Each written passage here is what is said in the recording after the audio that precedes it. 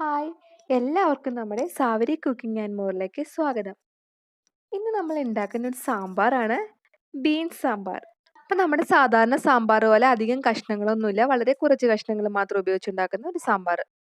അപ്പോൾ നമുക്ക് ഇതിനു വേണ്ടി ആദ്യം പരിപ്പ് വേവിച്ചെടുക്കാം. എത്രയാണെന്ന് വെച്ചാൽ ഞാൻ ഒരു കയ്യിൽ പരിപ്പ് എടുത്തായിരുന്നു, അത് വെള്ളത്തിലിട്ട് കുതിർത്തെടുത്താണ്. തൂരപ്പരിപ്പാണ് എടുത്തിട്ടുള്ളത്, നമ്മുടെ സാധാരണ സാമ്പാർ പരിപ്പ്. അത് നമുക്ക് ആദ്യം വേവിച്ചെടുക്കണം. പരിപ്പ് ഉപ്പ് മാത്രം ചേർത്താണ് വേവിക്കുന്നത്. ആവശ്യത്തിനുള്ള ഉപ്പിട്ട് വേവിക്കാം. പിന്നെ ഒരു അരക്കപ്പ് വെള്ളവും ചേർത്ത് കൊടുക്കാം. പരിപ്പ് ഒരു കുക്കറിൽ 4 വിസിലടിക്കുമ്പോൾ നമുക്ക് ഓഫ് ചെയ്തിടാം. നമുക്ക് പരിപ്പ് വേവുന്ന സമയത്ത് വെജിറ്റബിൾസ് ഒക്കെ കട്ട് ചെയ്തെടുക്കാം. ഞാൻ ആദ്യം പറഞ്ഞ പോലെ തന്നെ അധികം വെജിറ്റബിൾസ് ഒന്നുമില്ല. ഒരു പിടി ബീൻസ് എടുത്തിട്ടുണ്ട്, പിന്നെ ഒരു സവാള, 2 തക്കാളി, അത്രേ ഉള്ളൂ. പിന്നെ നമ്മൾ സാമ്പാർ തേങ്ങ വറുത്തരച്ചാണ് ഉണ്ടാക്കുന്നത്. അപ്പോൾ അതിനും കൂടെ എന്തൊക്കെ വേണ്ടതെന്നൊന്ന് നോക്കാം. ആദ്യം തേങ്ങ വേണം. തേങ്ങ ഞാനൊരു 3/4 കപ്പാണ് എടുത്തിരിക്കുന്നത്. പിന്നെ എള്ളൊരു 1 ടീസ്പൂൺ എടുത്തിട്ടുണ്ട്. ഉലുവ ഒരു നുള്ളാണ് എടുത്തിരിക്കുന്നത്. പിന്നെ 3 മുളക്, 1 ടേബിൾ സ്പൂൺ മല്ലി.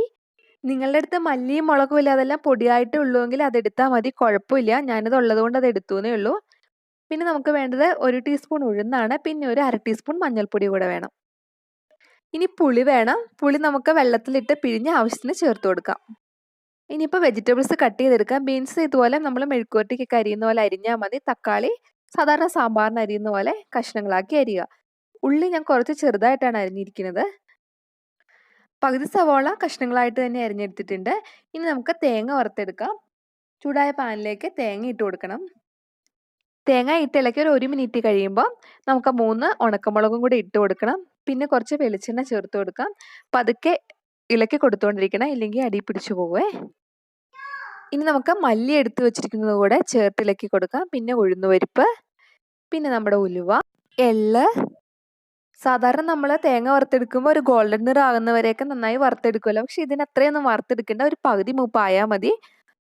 ഒരുപാട് വറുത്തെടുക്കേണ്ട ആവശ്യമില്ല. ഞാനൊരു 1/4 ടീസ്പൂൺ മഞ്ഞൾപ്പൊടി കൂടെ ഇട്ട് കൊടുത്തിട്ടുണ്ട്. അപ്പോൾ തേങ്ങ ഏകദേശം ആയിട്ടുണ്ട്. നമുക്ക് തേങ്ങ വാങ്ങി വയ്ക്കാം.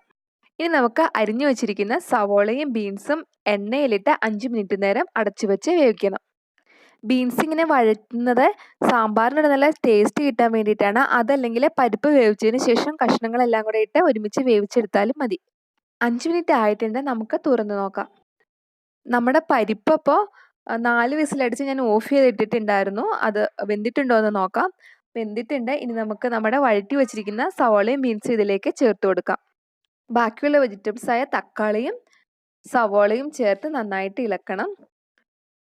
പിന്നെ നമ്മൾ വേറെ വെള്ളമൊന്നും ചേർക്കുന്നില്ല. തക്കാളിയുടെ ഉള്ള വെള്ളവും പിന്നെ പരിപ്പ് വേവിച്ചതിൻ്റെ ബാക്കി വെള്ളവും മതി വേവാൻ. ആവശ്യത്തിന് ഉപ്പും 1/4 ടീസ്പൂൺ കായവും 1/4 ടീസ്പൂൺ മഞ്ഞൾപ്പൊടി കൂടി ചേർത്ത് കൊടുക്കുക. പിന്നെ അടച്ചു വെച്ച് 2 വിസിൽ കേൾക്കുമ്പോൾ നമുക്ക് ഓഫ് ചെയ്തിടാം. 2 വിസിലിന് ശേഷം ഞാൻ ഓഫ് ചെയ്തിട്ടിരുന്നു. ഇപ്പോൾ ആവി പോയിട്ടുണ്ട്. നമുക്ക് തുറന്ന് നോക്കാം. കഷ്ണങ്ങളെല്ലാം വെന്തിട്ടുണ്ട്. ഇനി നമുക്ക് അരച്ചു വെച്ചിരിക്കുന്ന അരപ്പ് ചേർത്ത് കൊടുക്കണം. ഇനി ആവശ്യത്തിനുള്ള വെള്ളവും ചേർത്ത് കൊടുക്കണം. പിന്നെ പുളി കൂടി ചേർത്ത് കൊടുത്ത് നമുക്ക് ലോ ഫ്ലെയിമിൽ 15 മിനിറ്റ് നേരം കുക്കർ അടച്ചു വെച്ച് തിളപ്പിക്കണം. പതുക്കെ ക്യാപ്പ് അതിൻ്റെ പുറത്ത് വെച്ചാൽ മതി, ടൈറ്റായിട്ട് അടയ്ക്കണ്ട. 15 മിനിറ്റ് നേരം തിളച്ചതിന് ശേഷമുള്ള സാമ്പാറാണ് കണ്ടത്. നമ്മുടെ സാമ്പാർ അടിപൊളിയായിട്ട് വന്നിട്ടില്ലേ. ഇനി നമുക്ക് വറുത്തിടുകൂടെ ചെയ്യണം. അതിനെ ചൂടായ എണ്ണയിലേക്ക് കടുക് ഇട്ട് കൊടുത്തു. ഉള്ളിയും കറിവേപ്പിലയും ചുവന്ന മുളകും ചേർത്ത് ഇളക്കണം. നമ്മുടെ സാധാരണ കടുക് വറുക്കുന്ന പോലെ തന്നെ ഗോൾഡൻ നിറം ആകുമ്പോൾ നമുക്ക് നമ്മുടെ സാമ്പാറിലേക്ക് ചേർത്ത് കൊടുക്കാം. അങ്ങനെ നമ്മുടെ ബീൻസ് സാമ്പാർ റെഡി ആയിരിക്കുകയാണ്. അധികം കഷ്ണങ്ങളൊന്നുമില്ലാതെ സ്വാദിഷ്ടമായ നമ്മുടെ സാമ്പാർ റെഡി ആയിട്ടുണ്ട്. അപ്പോൾ എല്ലാവരും ചെയ്ത് നോക്കണം. ഇഷ്ടമാവുകയാണെങ്കിൽ ലൈക്ക് ചെയ്യാനും സബ്സ്ക്രൈബ് ചെയ്യാനും ഷെയർ ചെയ്യാനും മറക്കരുതേ. Thank you for watching.